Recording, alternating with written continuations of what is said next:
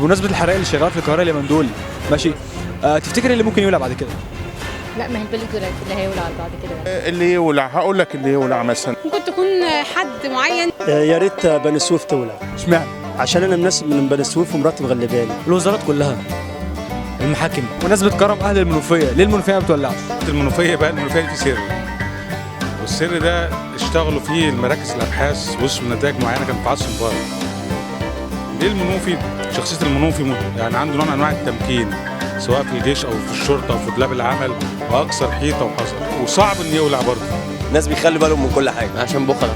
اسرائيل ممكن تولع. المنوفيه بيطلع منها كل خير يعني، مستحيل تولع دي بالذات، مستحيل. المنوفيه دي مسنوده. المنوفيه دي اللي تولع يا بيه، المنوفيه دي خارج جمهوريه مصر العربيه.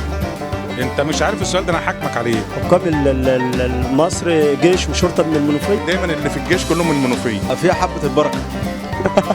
ازاي؟ يعني فيها بركه عشان الرؤسا كانوا منها فمش تنفع تولع.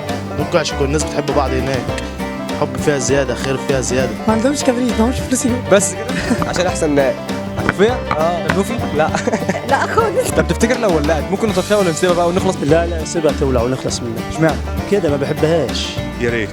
هو ممكن اسمها واحده تطفي البلد كلها. المنوفيه؟ اه اشمعنى؟ ما هم عشان بس عشان يعني ما يزعلوش مننا، بس لو مش هيزعلوا احنا مش مستغنيين عن المنوفيه، مش هيزعلوا. الميه برضه غاليه دلوقتي. لما انت مش هتلاقي ميه هناك عشان هم بخله. نسيبها بقى تولع شويه. خليها تولع.